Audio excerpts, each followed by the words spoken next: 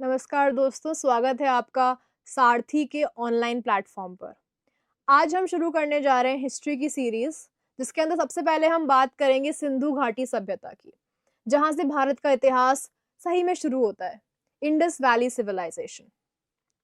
Indus valley civilisation के बारे में आपने कई बार पढ़ा होगा, लेकिन कुछ ऐसी चीज़ जो आपको शायद नहीं पता होगी, वो ये है कि आम जीवन में, रोज़मर्रा के जीवन में हम बहुत चीज़ें इस्तेमाल करते हैं और वो इंडस वैली सिविलाइज़ेशन में सबसे पहले मिली हैं उनके प्रमाण। जैसे हमारी शर्ट के बटन, जैसे रसोई में मिलने वाला बेलन, जैसे स्केल, जिसे हम मैथ्स की क्लास में यूज़ करते हैं। जैसे ये चूल्हा, तंदूर, ये सब चीज़ें हमें इंडस वैली सिविलाइज़ेशन से मिली हैं। हमें कभी इस बात का एहसास नहीं होता कि हम जो आम चीज़ें यूज़ करते हैं, उनका कितना बड़ा इतिहास है। Indus valley civilisation old world civilisations का एक हिस्सा है। ओल्ड वर्ल्ड सिविलाइज़ेशंस यानी दुनिया की सबसे पुरानी सभ्यताएँ, जो लगभग 5000 साल पहले पनपी थी, पूरी दुनिया में। जैसे आप यहाँ पे नक्शा देख सकते हैं। इसके अंदर ओल्ड वर्ल्ड सिविलाइज़ेशंस में है मेसोपोटामिया, जो इराक और ये वाले एरिया में थी। इजिप्ट, जिनके पिरामिड्स के बारे में आपने सुना होगा। चाइना और इंडस वैली सिविलाइज़ेशन। इन चारों में से सिर्फ भारत और चाइना ही हैं जो ब्रॉन्ज एज कल्चर्स हैं, जिन्हें हम ब्रॉन्ज एज कल्चर्स बोलते हैं, जिनकी संस्कृति आज भी जीवित है। जैसा कि इकबाल ने कहा था कि यूनानो मिस्र रोमा मिट गए जहाँ से, बाकी मगर है अब तक नामो निशा हमारा। कुछ बात है कि हस्ती मिटती नहीं हमारी। तो इसलिए भारत की संस्कृति, जो इंडस वैली की संस्कृति थी, वो आज भी कहीं न कहीं हमारे हमारे रोज़मर्रा के जीवन में हमें दिखती है।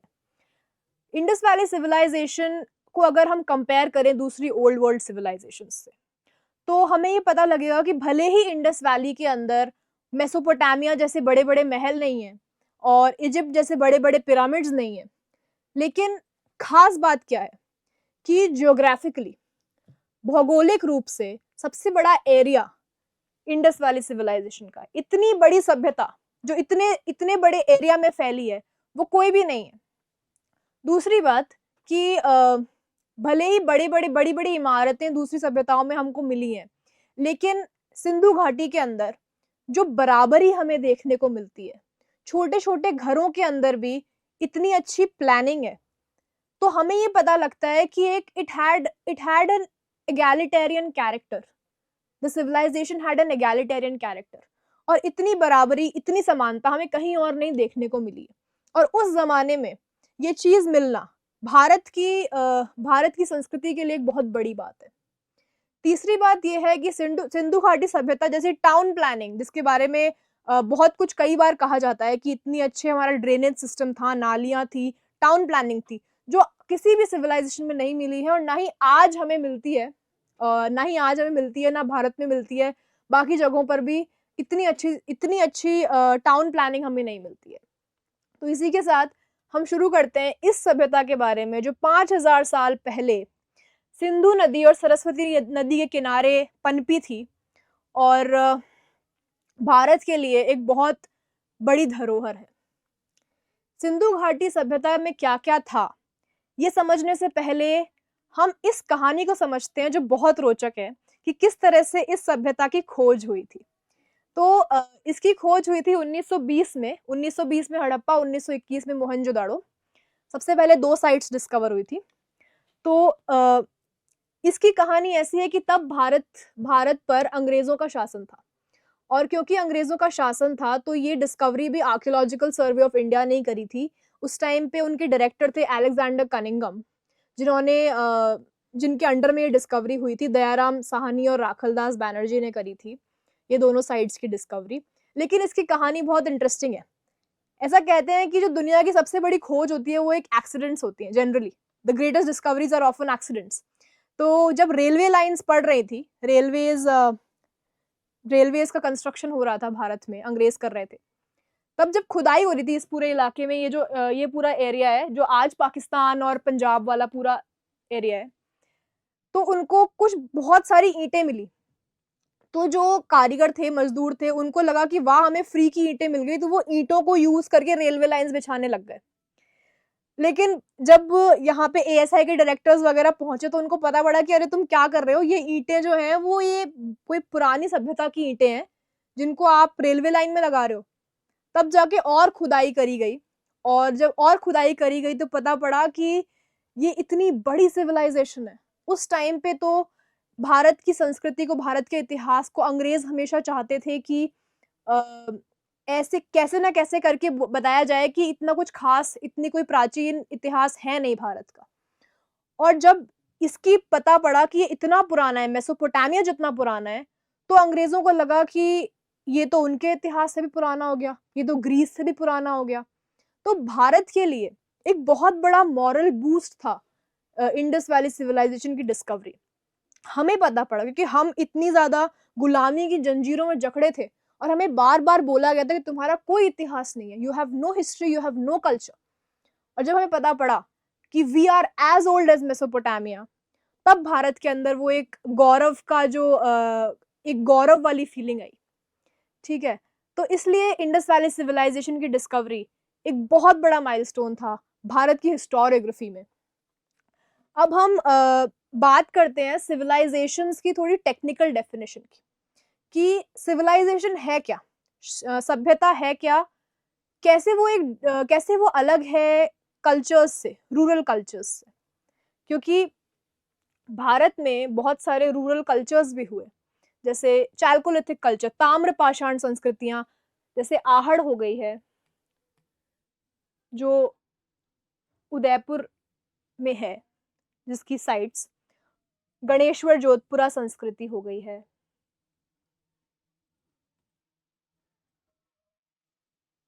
तो ये सब संस्कृतियाँ हैं।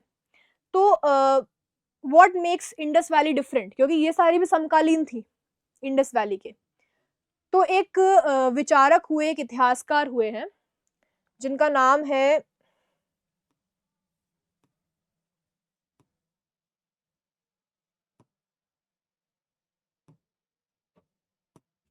Gordon child.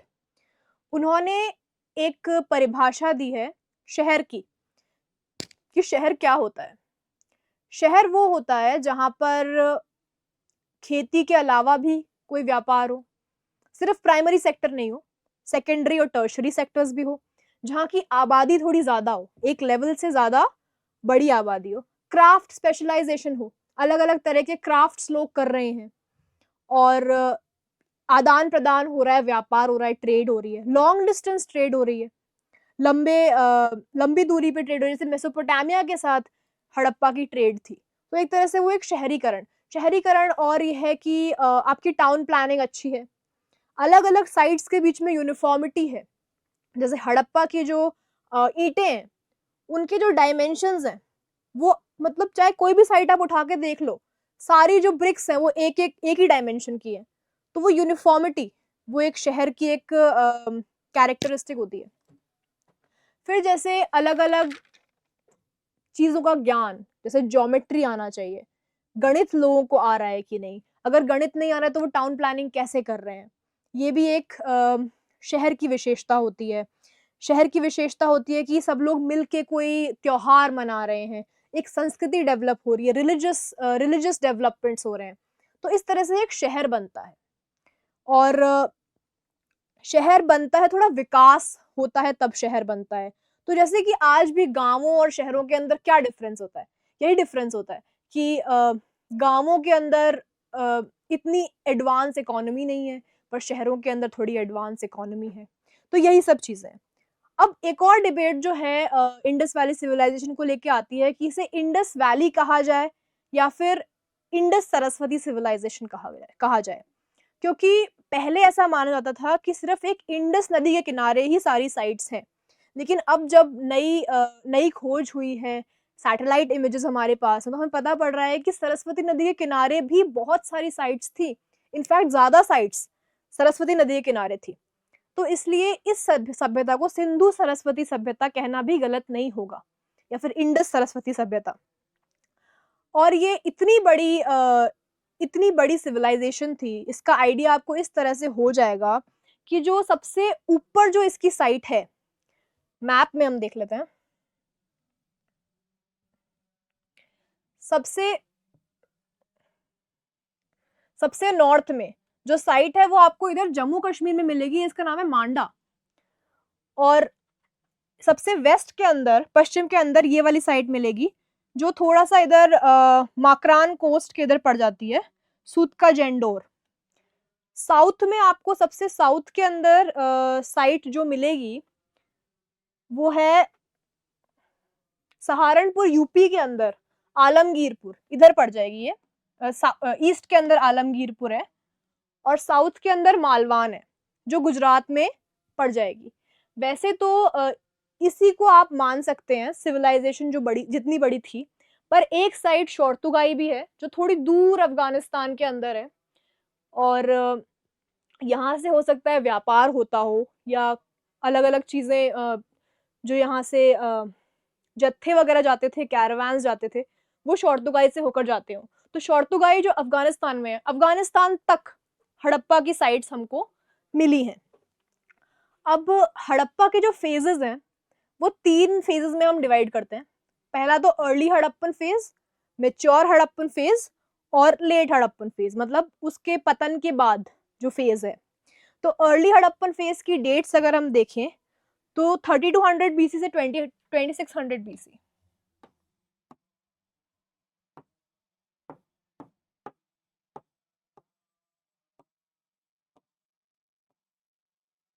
Mature Harappan phase, जो मेन हड़प्पन फेज है, उसकी 2600 से 1900, और जो लेट हड़प्पन फेज है वो 1900 से 13 तक मान सकते हैं हम।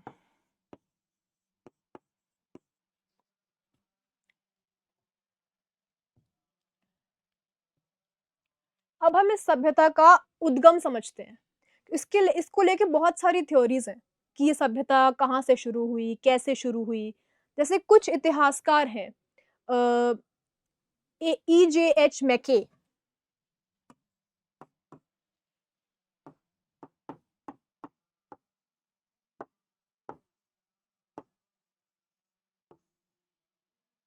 इनका मानना ये है कि सुमेरिया से लोग आए। सुमेरिया मतलब मेसोपोटामिया का एक साइट है, वहां से लोग आए और उन्होंने आके हड़प्पा सभ्यता को बसाया।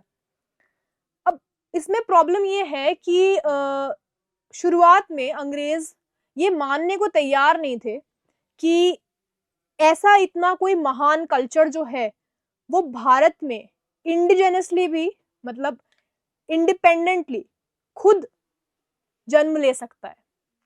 ये इतनी एडवांस सिविलाइजेशन है, इतनी परिपक्व है, इतनी इसके अच्छी टाउन प्लानिंग है जो कहीं और उनको देखने को नहीं मिली। तो वो ये सोचते थे कि बाहर से ही आए होंगे, इंडिया खुद तो नहीं कर सकता ऐसा।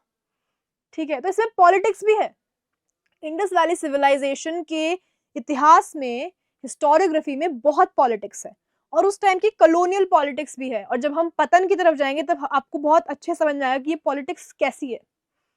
तो मैके ने कहा कि सुमेरिया से लोग आए थे। एक और उस टाइम पे अंग्रेज इतिहासकार थे जिन्होंने वहां पे खुदाई भी करी, उत्खनन भी करे हैं, जिनका नाम था मॉर्टिमर व्हीलर।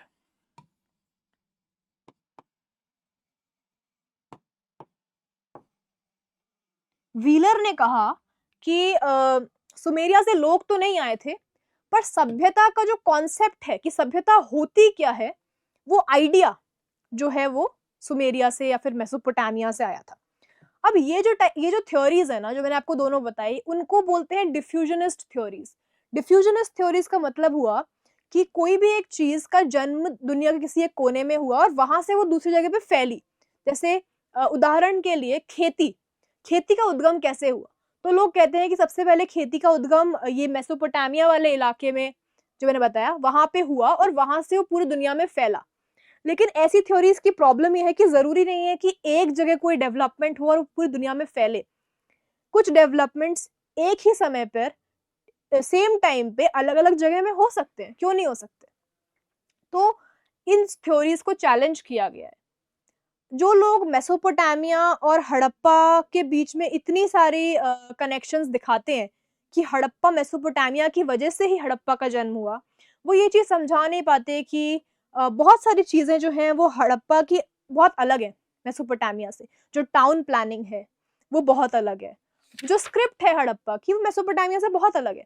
तो आप ये चीजें कहाँ से आई अगर सब कुछ ही मेसोपोटामिया से आ रहा है तो ये सवाल उठता है। तो दूसरे एक सेट ऑफ हिस्टोरियंस हैं जिन्होंने ये बोला है कि हड़प्पा सभ्यता का विकास खुद भारत में हुआ, इंडिपेंडेंटली हुआ। तो वो इतिहासकार हैं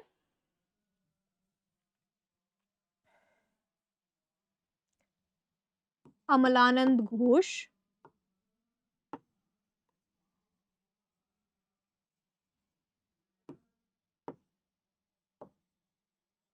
और M.R. मुगल।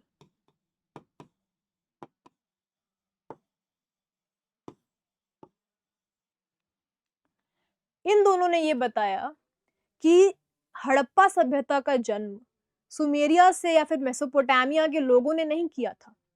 इसकी शुरुआत हो गई थी 7000 BC के अंदर मेहरगढ़ में, जहां पे हमको साउथ एशिया के पहले किसान देखने को मिलते हैं, बलूचिस्तान के अंदर। शुरुआत वहीं से हो गई थी और फिर धीरे धीरे विकास होते होते ये एक बहुत खूबसूरत सिविलाइजेशन सभ्यता में बदल गई। M.R. मुगल ने पूरा स्टडी किया है कि कैसे ये डेवलपमेंट हुआ। प्री हड़प्पन जो फेज है उनको उन्होंने अर्ली हड़प्पन को उन्होंने प्री हड़प्पन कहा है कि हड़प्पा सभ्यता का विकास जो है वो एक क्रमगत शैली में हुआ, एक एवोल्यूशन हुआ है। और अमलानंद घोष ने राजस्थान के कल्चर को स्टडी किया, जिसे सोथी कल्चर हम कहते हैं।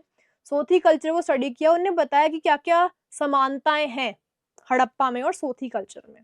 इस तरह से अगर हम देखें तो हमको बहुत सारी सिमिलैरिटीज मिलती हैं अर्ली हड़प्पन साइट्स और लेटर हड़प्पन साइट्स के अंदर। फॉर एग्जाम्पल जैसे हाखड़ा साइट्स हैं, हाखड़ा वेयर कहते हैं, एक तरह की बर्तन है जो हमें लेट हड़प्पन साइट्स में भी मिलते हैं।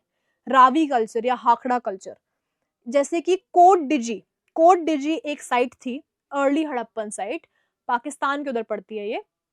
वहां पे हमको कुछ ऐसे बर्तन मिले हैं जिसपे ऐसी आकृतियां मिली हैं जैसे सींग वाले कोई देवता की मूर्ति, आकृतियां हमें मिली हैं उसकी पॉटरी पे।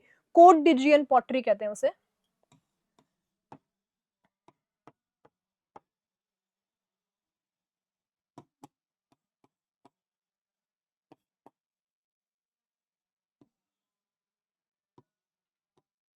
Coat Dijian pottery.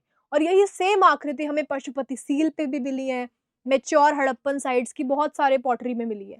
तो ऐसी समानताएं हम देख सकते हैं अर्ली और लेटर फेजेस के अंदर। तो इस तरह से अगर हम दोनों फेजेस को कंपेयर करें तो हम ये समझ सकते हैं कि क्या रिश्ता था अर्ली और मेच्योर फेजेस के अंदर। सबसे पहले तो शिरीन रत्नागर करके एक हिस्टोरियन है जो कहती हैं कि हड़प्पा और मेसोपोटामिया के बीच जो व्यापार हुआ उसकी वजह से जो अर्ली थोड़ा सा ग्रामीण संस्कृतियां हैं वो शहरीकरण कैसे हुआ, अर्बनाइजेशन थीसिस जो उनकी ये है, वो कहती है कि मेसोपोटामिया से जैसे व्यापार बढ़ा वैसे हड़प्पा की सिटीज और बड़ी होती गई और बहुत अर्बनाइज्ड होती गई। ये शिरीन रत्नागर कहती हैं।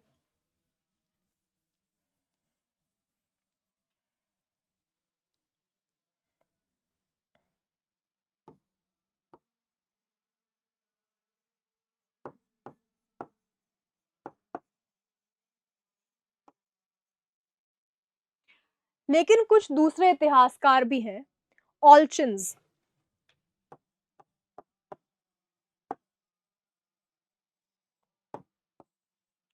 ये कहते हैं कि कल्चरल कन्वर्जेंस हुई, जिसका अर्थ ये है कि अर्ली हड़प्पन साइट्स बहुत सारी थी, अलग अलग थी, उनमें बहुत सारे डिफरेंसेस थे, अंतर थे कई तरह के। तो एक विविधता थी अर्ली हड़प्पन साइट्स में। लेकिन धीरे धीरे जैसे उनकी आपस में व्यापार बढ़ा, आपस में उनका संपर्क बढ़ा, तो ये आपस में चीजें सीखने लगे और एक तरह से कन्वर्जेंस हुई, ये सारे एक साथ आए, इनके कल्चर्स आपस में इंटरैक्ट करने लगे और इस तरह से एक यूनिफाइड कल्चर बना जो कि हम हड़प्पन कल्चर के नाम से जानते हैं। तो जहाँ रत्नाकर कह रही हैं कि बाहर से लोगों का इन्फ्लुएंस आया या फिर व्यापार की वजह से जो है वो शहरीकरण हुआ, लेकिन ऑल्चन्स कहते हैं कि शहरीकरण एक इंडिपेंडेंट प्रोसेस था। It happened independently on its own through cultural convergence. तो ये दो मत हैं जो हमें देखने को मिलते हैं। अब हम आगे बढ़ते हैं।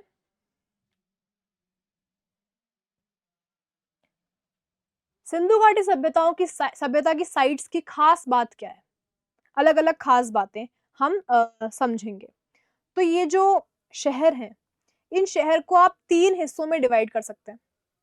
सिटाडेल जो किला होता था, लोअर टाउन और आउटर टाउन भी कुछ-कुछ जगहों में है। जैसे धोलावीरा में एक आउटर टाउन है, लोअर टाउन भी कह सकते हैं उसको, वो हमको देखने को मिलता है, लेकिन सब जगह नहीं है। और ये जो इलाके हैं, ये टाउन प्लानिंग के लिए जाने जाते हैं। जैसे मैंने आपको बताया कि इनकी जो स्ट्रीट्स हैं, जो गलियाँ हैं, वो राइट एंगल पे कट करती है। जैसे कि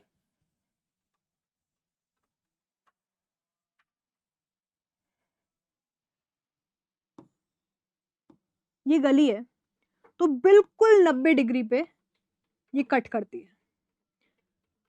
तो ऐसी स्ट्रीट्स बनाने के लिए आपके पास मैथमेटिक्स की जानकारी होनी बहुत ज़रूरी है। इसलिए हमें यहाँ से स्केल्स मिले हैं, हमें प्रोट्रैक्टर मिले हैं जो एंगल मेज़र करने के लिए होते हैं। टाउन प्लानिंग जो है ये बहुत-बहुत ख़ास है। तो जैसा कि मैंने बताया कि 3 हिस्से होते थे, सिटाडेल, मिडल टाउन और लोअर टाउन। मिडल टाउन था एक और लोअर टाउन था। लोअर टाउन धोलावीरा में मिला है। ऐसी भी एक थ्योरी है कि जो वो लोअर टाउन था, वो एक तरह का it was an ancient slum kind of an area, जिसको अकोमोडेट किया गया शहर के अंदर बाद में। ज़्यादातर जितने भी यहाँ पे सिटीज़ मिली हैं, उनके आपको दीवारें मिलेंगी। उनके अंदर आपको ड्रेनेज सिस्टम जो हम अक्सर कहते हैं कि आज भी भारत में जो नालियाँ हैं, ड्रेनेज सिस्टम है, सिटी में जो प्लानिंग है, आप देखिए बॉम्बे के अंदर, पुणे के अंदर, बैंगलोर के अंदर, बड़े-बड़े शहर हैं, लेकिन यहाँ पे पानी का मैनेजमेंट बिल्कुल नहीं है।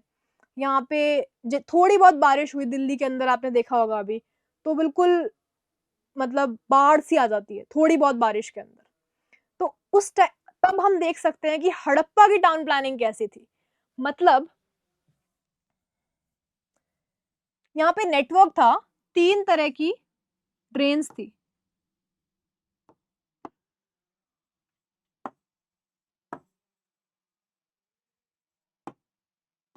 एक मेन नाली है, उससे सेकेंडरी नालियाँ निकल रही हैं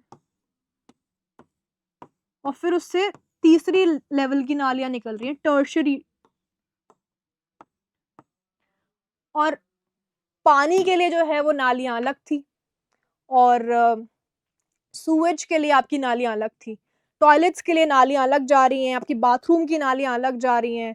ये बाहर मतलब शहर से बाहर जा रही है, वहाँ पे वेस्ट का ट्रीटमेंट हो रहा है, अंडरग्राउंड है, सारी नालियाँ ढकी हुई हैं। मतलब आप सोचिए किस लेवल का वहाँ का प्लानिंग थी, ठीक है? और जितनी भी यहाँ की मतलब ईंटें हैं उनके डायमेंशंस बराबर हैं, जैसा कि मैंने आपको बताया था।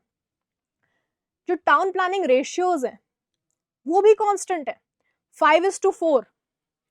5:4 का जो रेशियो है, ये रेशियो, इस रेशियो के हिसाब से पूरा का पूरा जो शहर है उसकी प्लानिंग की गई है।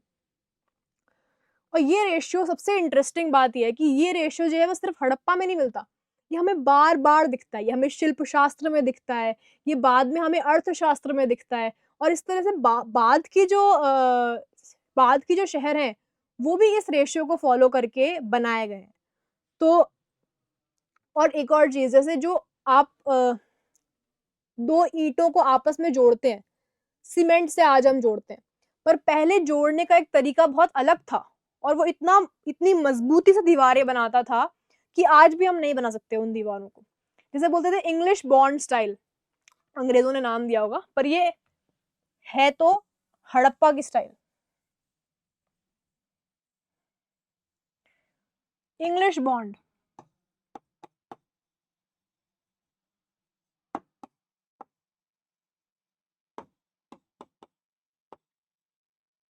इस वजह से आप देखिए लगभग 5-5 मीटर ऊंची दीवारें आज भी वैसे की वैसी रखी हुई हैं। मतलब इतने 5000 साल बाद भी ये वैसे की वैसी रखी हुई है। और ये एक और चीज सबसे इंटरेस्टिंग बात है कि हर एक घर में टॉयलेट था। मतलब आज जो है वो सरकारें काम कर रही हैं कि ओपन डेफिकेशन खत्म हो और हर घर में टॉयलेट हो, स्वच्छ भारत। आज तक नहीं है, मतलब आज तक ओपन डेफिकेशन हो रहा है, लेकिन हड़प्पा संस्कृति के हर घर में आपको टॉयलेट दिखेगा, चाहे छोटा से छोटा घर हो, चाहे वो छोटी सी साइट हो। कोई बहुत बड़ा शहर नहीं है, छोटी साइट है, पर वहां पे भी टॉयलेट है, प्रॉपर टॉयलेट्स है। और वो टॉयलेट कनेक्टेड है कि कहाँ जा रहा है वो वेस्ट सारा। फिर उसके बाद आपको दिखेगा कि बाथरूम अलग है और टॉयलेट्स अलग है। पूरे उस तरह से बनाया हुआ है अलग-अलग। डबल मंजिला मकान भी आपको मिले हैं और डबल मंजिला मकान में ऊपर से जो है वो नाली आ रही है। तो इतना वेल कनेक्टेड है हर चीज़। तो वाटर मैनेजमेंट जो आज हम बात करते हैं, हमें पानी की किल्लत जो होती है हमको, हड़प्पा हड़प्पन लोगों का जो पानी संचयन का तरीका था, जैसे मोहनजोदाड़ो के अंदर हमें ग्रेट बाथ मिला है, बहुत बड़ा एक नहाने का स्विमिंग पूल या फिर ऐसा कुछ कह सकते हैं, कुंड कह सकते हैं एक बहुत बड़ा, जिसमें जिस तरह से आपकी वो ईंटें लगी हैं उसकी ज़मीन पे, it is actually the world's first example of waterproofing. Waterproofing का पहला एग्जांपल आपको मोहनजोदाड़ो से मिलता है।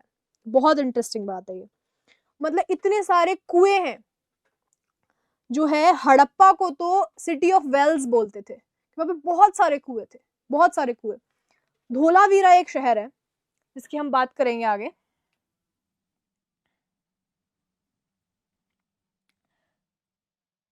धोलावीरा गुजरात के रण में कच्छ के रण में आता है और यूनेस्को धरोहर है वो, वर्ल्ड हेरिटेज साइट है वो यूनेस्को की। क्यों है वो यूनेस्को वर्ल्ड हेरिटेज साइट? क्योंकि वहाँ पे जो पानी संचयन का तरीका है, वो आपको कहीं और नहीं मिलेगा, क्योंकि वो एक सूखा इलाका है, रण ऑफ कच्छ। तो वहाँ पे बहुत सारे कुंड बनाए गए हैं, बहुत सारी कैनाल्स, नहरें बनाई गई हैं ताकि पानी का संचयन कर सके। तो बहुत एक एक्स्ट्रा ऑर्डिनरी चीज़ हमको देखने को मिलती है धोलावीरा में। तो अब हम सिटी प्रोफाइल्स पे आते हैं। अलग-अलग शहर हड़प्पन सभ्यता के, और उनकी क्या खास बात है हम ये देखेंगे।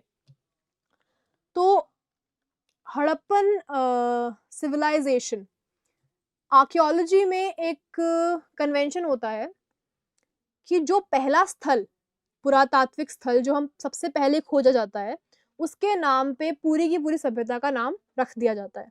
तो हड़प्पा एक साइट थी जो सबसे पहले खोजी गई, तो उसके नाम पे पूरी सभ्यता का नाम हड़प्पा सभ्यता पड़ गया। तो सबसे पहले हम हड़प्पा के बारे में देखते हैं। जैसा कि मैंने बताया कि हड़प्पा, ये रही रावी नदी के किनारे है हड़प्पा, और आज पाकिस्तान में आता है ये वाला इलाका। यहाँ पे हमको पूरी वो स्ट्रीट्स मिली हैं, बहुत सारे कुएँ मिले हैं, लेकिन मोहनजोदाड़ो में बहुत खास चीज़ें हमको मिली हैं। मोहनजोदाड़ो, ये भी पाकिस्तान में आता है। ग्रेट बाथ के बारे में मैंने आपको बताया। फिर वहाँ पे कॉलेज ऑफ प्रीस्ट्स मिला है। ऐसा कहते हैं कि वहाँ पे जो उस समय के पंडित वगैरह थे, वो वहाँ पे रहते थे। पर इसका कोई प्रमाण हमें नहीं मिला है, पर उस समय जो नाम रख दिया गया, वही चलता आ रहा है। फिर हमको अन्नागार, ग्रेनरीज़ जो होती हैं, वो उनके भी अवशेष वहाँ पे मिले हैं, पर उस पर भी सवाल उठे हैं क्योंकि हमें कोई अनाज के अवशेष, चार्ड ग्रेन्स नहीं मिले हैं। असेंबली हॉल हमें मिला है और कुएँ बहुत सारे मोहनजोदाड़ो में मिले हैं। और जो बहुत फ़ेमस मैंने आपको पिछली वाली स्लाइड पे दिखाए थे, इसे प्रीस्ट किंग कहते हैं। ये नाम उसी वक़्त रखे गए थे, प्रीस्ट किंग और डांसिंग गर्ल। ये बहुत सुंदर एक ब्रॉन्ज़ की मूर्ति है, डांसिंग गर्ल ये नाम रखा गया था उस टाइम पे। ये दोनों हमको मोहनजोदाड़ो से मिले हैं। फिर कालीबंगा है, कालीबंगा पे आते हैं हम।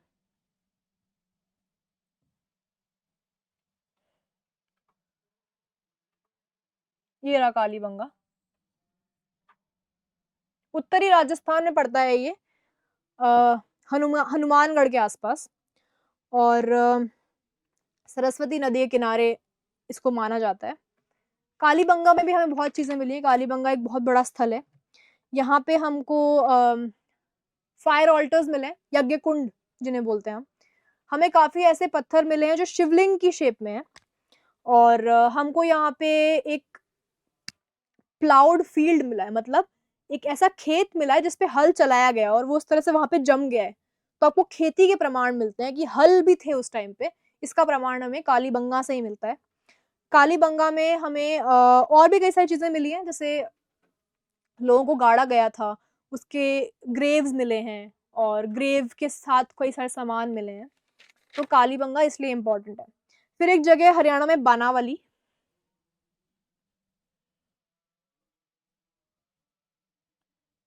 ये रहा बनावली।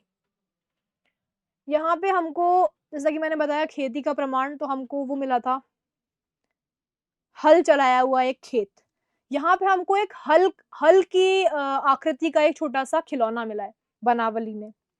राखीगढ़ी की बात करते हैं। राखीगढ़ी एक बहुत बड़ा स्थल है और हरियाणा में पड़ता है राखीगढ़ी। राखीगढ़ी खास इसलिए क्योंकि यहाँ पे हमें एक बहुत बड़ा बेरियल ग्राउंड मिला है, कब्रिस्तान जिसे हम कहते हैं। वहाँ पे लोगों को गाड़ा गया था और जब यहाँ पे खुदाई हुई तो यहाँ पे बहुत सारे कंकाल हमें मिले हैं, जिनका डीएनए एनालिसिस चल रहा है और उसके ऊपर काफ़ी डिबेट्स हो रही हैं, जो आर्यन इन्वेजन थ्योरी वगैरह, उसके ऊपर काफ़ी विवाद और बहस चल रही है राखीगढ़ी स्केलेटन्स के ऊपर। भिराना है, भिराना, हरियाणा में है भिराना भी, इस मैप में नहीं है।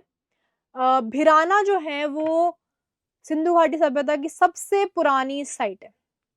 Oldest site dates back to 7000 BC. और यहाँ पे आपको चेस, जब मैंने शुरू में बात की थी कि कुछ ऐसी चीज़ें जो आज भी हम इस्तेमाल करते हैं। हम जानते हैं कि शतरंज का आविष्कार भारत में ही हुआ था। लेकिन क्या आप लोग ये जानते हैं कि शतरंज के अवशेष, शतरंज की गोटियों के अवशेष हमें इंडस वैली सिविलाइज़ेशन में मिले हैं। बनावली में मिले हैं, लोथल में मिले हैं। चूल्हे मिले हैं हमको बानावली के अंदर। हमको सितोलिया, जो गेम हम खेलते हैं आज तक, उसका भी एग्ज़ाम्पल पिट्ठू जिसे कहते हैं, वो भी मिला है। अब हम लोथल, गुजरात की साइड्स की बात करते हैं, तो लोथल लोथल खास इसलिए है क्योंकि यहाँ पे एक डॉकयार्ड मिला है। डॉकयार्ड मतलब जहाँ से जहाज़ जो है, जहाँ पे जहाज़ आके पार्क होते थे और वहाँ से वो लोग व्यापार के लिए आगे बढ़ते थे। तो लोथल में आपको डॉकयार्ड मिला है। लोथल में आपको एक साइन बोर्ड मिला है, जिसपे हड़प्पा की लिपि में कुछ-कुछ लिखा हुआ था, गिरा हुआ मिला है वो। तो मतलब it is the first example of civic writing in ancient India. Civic writing मतलब जैसे अपन कहीं जाते हैं तो लिखा होता है नो पार्किंग, बोर्ड लगा होता है। तो उसका एग्ज़ाम्पल जो है वो हमें पता नहीं है आज तक कि वो क्या है, क्या लिखा है। लेकिन ये साइन बोर्ड हमें मिला है। धोलावीरा की बात कर लेते हैं। मैंने बता दिया धोलावीरा के बारे में आपको। ये रहा धोलावीरा, गुजरात के कच्छ में, यूनेस्को वर्ल्ड हेरिटेज साइट है। ऐसा क्या है इसमें कि यूनेस्को वर्ल्ड हेरिटेज साइट है? यहाँ का वाटर मैनेजमेंट, कैनाल्स हैं यहाँ पे, नहरें, कुंड हैं यहाँ पे कई सारे। यहाँ पर 3 पार्ट्स हैं, जैसा मैंने बताया, एक लोअर टाउन भी है। एक बहुत बड़ा स्टेडियम है, जहाँ पे शायद लोग इकट्ठे होते होंगे, कुछ कार्यक्रम वहाँ पर होते होंगे, हम नहीं कह सकते। अ, और जो यहाँ का जो किला है, बहुत बड़ा है, वो फोर्टिफाइड है।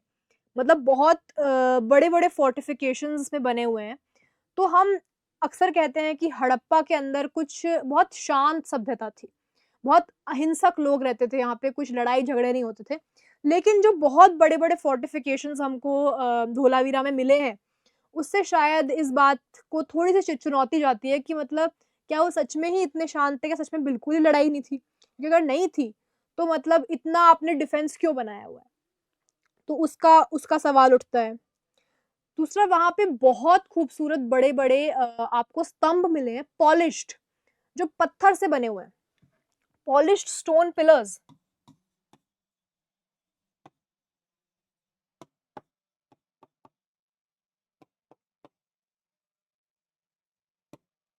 It was believed earlier that stone architecture began in India with the Mauryan Empire, with Ashok's pillars, but the discovery of stone architecture in Dholavira has pushed the date of stone pillars and stone architecture to nearly 5,000 years ago, and that's very extraordinary. उसके बाद हमें यहाँ पर sign board मैंने बता दिया, ठीक है। उसके बाद हम आगे बढ़ते हैं, छोटी-छोटी साइट्स हैं, अलाहदीनो है, अलाहदीनो के अंदर बहुत सारे छोटे-छोटे कुएँ मिले हैं, वो भी इधर ही है। चाहनुदाड़ो है, ये चाहनुदाड़ो, अलाहदीनो, ये सारी छोटी साइट्स हैं। फैक्ट्री साइट्स हैं, यहाँ पे आपको बीड्स मिले हैं बहुत सारे, बीड्स बनाने की अलग-अलग जो औज़ार हैं, वो सब मिले हैं। तो ये इम्पोर्टेंट साइट्स थी हड़प्पन सिविलाइज़ेशन की। आगे बढ़ते हैं हम।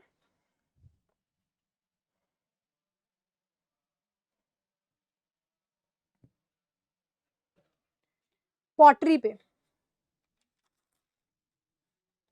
कि हड़प्पा के लोग कैसा आर्ट बनाते थे, क्या उनकी कलात्मक हुनर कैसा था उनका, उनकी कलाएँ, उनके क्राफ्ट, उनकी क्या तकनीक थी जिससे वो ये सब बनाते थे। सबसे पहले हम पॉटरी की बात करते हैं, किस तरह के मृৎपात्र वो बनाते थे।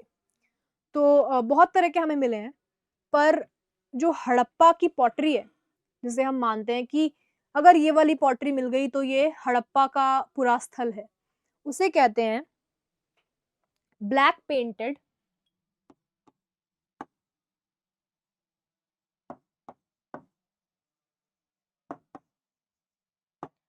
रेड स्लिप वेयर, अर्थात काली आकृतियों वाले लाल बर्तन। ये हमको हड़प्पन पॉटरी से कहा जाता है, जो आपको यहाँ दिख रहे हैं, काली आकृतियों वाले लाल बर्तन। किस तरह की आकृतियाँ थी यहाँ पे? यहाँ पे पीपल के पत्ते आपको देखने को मिलते हैं। जो मछली की डिज़ाइन होती है, फिश स्केल्स, वो आपको देखने को मिलते हैं। यू सी इंटरसेक्टिंग सर्कल्स, ऐसी डिज़ाइन्स आपको मिलती हैं। ज्योमेट्रिकल डिज़ाइन्स मिलती हैं। और कई जगह मैंने बताया कि वो सींग वाले देवता, हॉर्न डेटी, वो भी आपको देखने को मिलता है, खासकर कोट डिजियन पॉटरी के अंदर। मोहनजोदड़ो में एक और खास तरह की पॉटरी मिली है, जो चमकीली पॉटरी है। So it's actually the world's first example of glazing. Glazing होती है जिसे हम चमकाते हैं बर्तन को। तो there's there's a vessel discovered in Mohenjo-daro which is the first example of glazing in the world. फिर आज हम जिस तरह के बर्तन देखते हैं, जैसे हांडी होती है एक,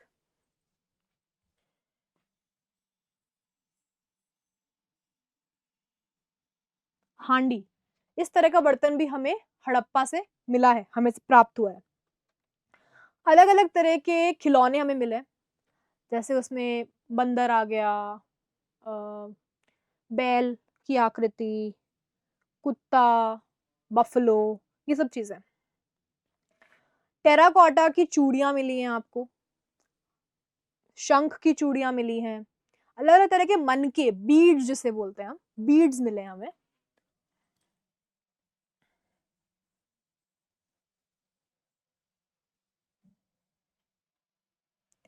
अलग-अलग मिनरल्स से बने हुए, अलग-अलग खनिज पदार्थों से मिले हुए बीड्स हमें मिले हैं। अगेट, कार्नीलियन,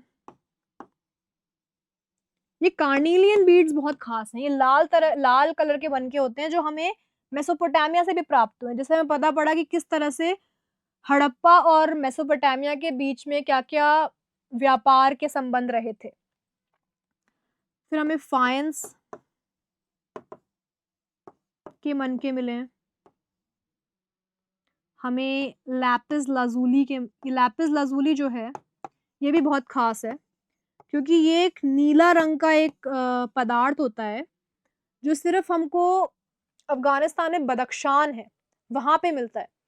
तो ऐसा कई इतिहासकारों ने कहा कि ये शोर्तुगाई है, जो मैंने बताई थी आपको साइट, जो अफ़गानिस्तान में है, वो शायद लैपिस लाजुली को लाने के लिए ही थी वहाँ पे एक आउटपोस्ट या एक साइट। आपको स्टोन टूल्स मिले हैं कई सारे, जैसा कि मैंने बताया था आपको, अलग-अलग तरह के हथियार, पत्थर से बने हुए, छोटे-छोटे हथियार, ज़्यादा बड़े हथियार नहीं मिले हैं यहाँ पे। फिर स्टीएटाइट के भी मनके मिले हैं, स्टीएटाइट।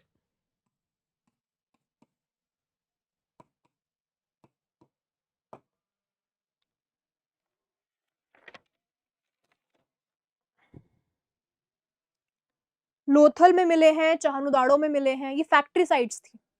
यहाँ पे वो मनके बनाए जाते थे। और अलग-अलग तरह की ड्रिल्स मिली हैं जिनसे वो मनके बनते थे। सिलिंड्रिकल ड्रिल है, इस तरह की ड्रिल्स मिली हैं। और गुजरात में एक जगह है खंबात, खंबात जो बिल्कुल पोर्ट है वो, और वो बिल्कुल कोस्ट पे ही पड़ता है खंबात। खम सबसे इंटरेस्टिंग बात ये है कि आज तक खंबात के अंदर एक बहुत बड़ी इंडस्ट्री है बीड मेकिंग की। आज भी वो लोग मनके बनाते हैं, जैसा कि हड़प्पन टाइम में बनाते थे, आज भी खंबात में बीड मेकिंग इंडस्ट्री है। उसके अलावा आपको सील्स मिले हैं, सील्स, हड़प्पन सील्स देख सकते हैं। जैसे कि देखिए यूनिकॉर्न सील बहुत फेमस है हड़प्पा का। ये पशुपति सील है, ये बहुत फेमस है। इस तरह के सील्स होते हैं छोटे-छोटे। आज तक समझ नहीं पाए कि उनका यूज़ किस लिए था। कुछ लोग बोलते हैं कि व्यापार के लिए था, कुछ लोग बोलते हैं कि ये अलग-अलग क्लैन्स थे, जिनका ये एक आईडी कार्ड टाइप, आधार कार्ड टाइप है ये, कि आप एक अलग क्लैन हो, आप एक अलग वंश हो, तो आपका ये आइडेंटिटी कार्ड है। कुछ लोग कहते हैं कि शहर में एंट्री के लिए ये पास दिखाना पड़ता था आपको, तो ये सब है। तो सील्स आपको मिले हैं। सील्स के अंदर ऐसे बहुत सारे डिज़ाइन्स बनाई गई हैं, अंदर उसको एनग्रेव करके बनाई गई हैं डिज़ाइन्स, और इसे बोलते हैं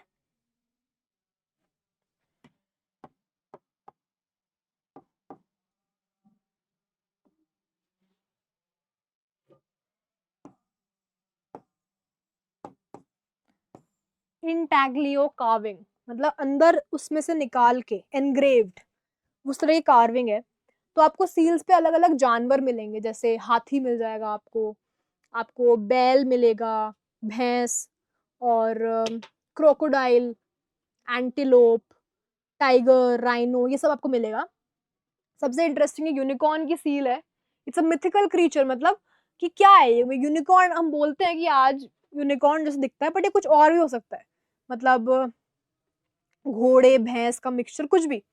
तो इसका क्या मतलब है आज तक हमें नहीं पता, हम सिर्फ अंदाज़ा ही लगा सकते हैं। तो यूनिकॉर्न सील जो है वो बहुत फेमस है। उसके अलावा हमें कपड़े का प्रमाण भी मिला है।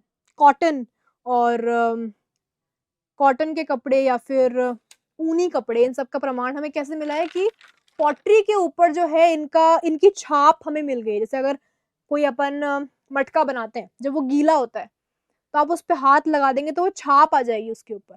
तो वैसे किसी कपड़े पे अगर रखा होगा वो मटका, तो उसपे वो जो छाप आ गई है, वो आपको दिखती है। तो इससे पता पड़ता है कि उस टाइम के लोग कपड़े भी बनाते थे।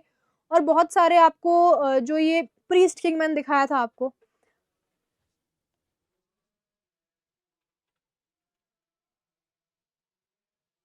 अब इसने एक शॉल ओढ़ रखा है और उसपे कुछ तो डिज़ाइन बना हुआ है, कुछ एक कशीदा-सा बना हुआ है। तो मतलब कपड़े तो पहनते थे, तो कपड़े बुनने भी आते होंगे, तो वो भी एक है। उसके अलावा सबसे इंटरेस्टिंग बात है यहाँ के ब्रॉन्ज़, तांबे की जो हमने मूर्तियाँ देखी थी, डांसिंग गर्ल हमने देखी थी, वो काफ़ी इंटरेस्टिंग है। बहुत सारे वेट्स मिले हैं, जैसे हम जब कुछ तौलते हैं, तो जिससे हम तौलते हैं, वो वेट्स वगैरह भी काफ़ी सारे हमें यहाँ से मिले हैं। बहुत सारे यहाँ से ज़ेवर मिले हैं, ब्रेसलेट मिले हैं, पायल, और गले में पहनने वाले नेकलेस, ये सब मनकों से बने हैं। एक साइट है, बहुत इंटरेस्टिंग साइट है, हरियाणा की, उसका नाम है कुनाल, साइट का नाम है कुनाल। वहाँ पे छोटे-छोटे घरों में बहुत सारा ज़ेवर मिला है, सिल्वर का, चांदी का ज़ेवर मिला है बहुत सारा। अ, उसके अलावा डांसिंग गर्ल जिसकी हमने बात की थी, ये इसको उस वक़्त जॉन मार्शल ने डांसिंग गर्ल का नाम दिया था क्योंकि उनको लगा था कि ये जो है वो एक क्लासिकल डांस के एक पोज़ में जिसे त्रिभंग मुद्रा कहते हैं, जिसमें शरीर में 3 बेंड होते हैं। 3 बेंड्स 1, 2, 3 3 बेंड्स होते हैं, इसलिए उन्हें डांसिंग गर्ल कहा था, पर हमें नहीं पता कि वो सच में डांस कर भी रही है कि नहीं कर रही है। पर this is one of the best examples of bronze sculptures from the ancient world, dancing girl.